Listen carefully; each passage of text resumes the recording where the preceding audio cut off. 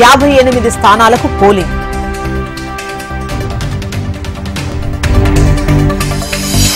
తుది దశకు graduate MLC ఉప ఎన్నిక ప్రచారం. నేడు నల్లగొండలో కేటీఆర్, ఖమ్మంలో హరీష్ రావు పర్యటన.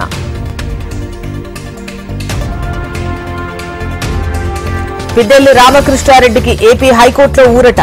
జూన్ 5 వరకు షరతులతో కూడిన బెయిల్.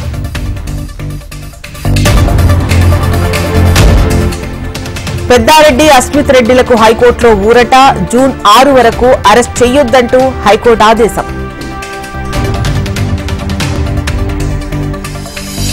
ఎన్నికల్లో వైసీపీ నేతలు దౌర్జన్యాలు చేశారన్న టీడీపీ, కౌంటింగ్ సజావుగా చేపట్టాలని సీఈఓకు వినతి.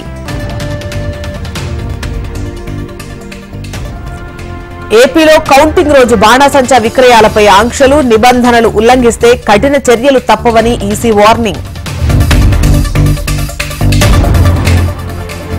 నేటి నుంచి తెలంగాణ ఇంటర్ సప్లిమెంటరీ ఎగ్జామ్స్. రాష్ట్ర వ్యాప్తంగా 900 పరీక్షా కేంద్రాలు, పగడ్బందీగా పరీక్షలు.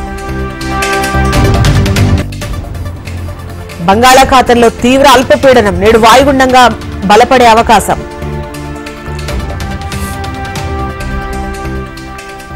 స్వల్పంగా తగ్గిన బంగారం ధర. 24 క్యారెట్ల బంగారం ధర 73,410 రూపాయలు.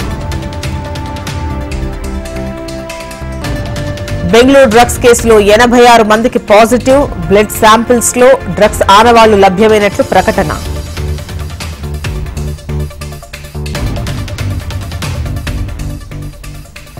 ఛత్తీస్గఢ్ లో భారీ ఎన్కౌంటర్. ఎదురుకాల్పుల్లో 8 మంది మావోయిస్టులు మృతి.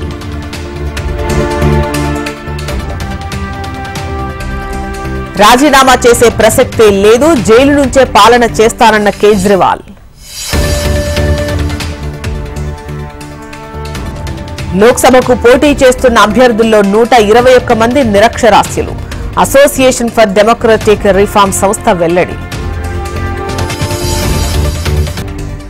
వచ్చే నెలలో వ్యోమగామి సునీత అంతరిక్ష యాత్ర. వారం రోజుల పాటు అంతరిక్ష కేంద్రంలో బస. ప్రభుత్వ విధానాలు నచ్చకే స్లోవేకియా ప్రధానిపై కాల్పులు. పోలీసుల విచారణలో నిందితుడు వెల్లడి.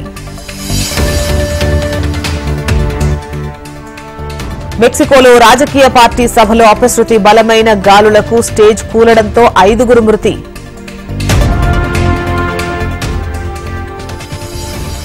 అధ్యక్ష ఎన్నికల్లో మద్దతు ట్రంప్కే స్పష్టం చేసిన రిపబ్లికన్ పార్టీ నేత నికీ హేలీ.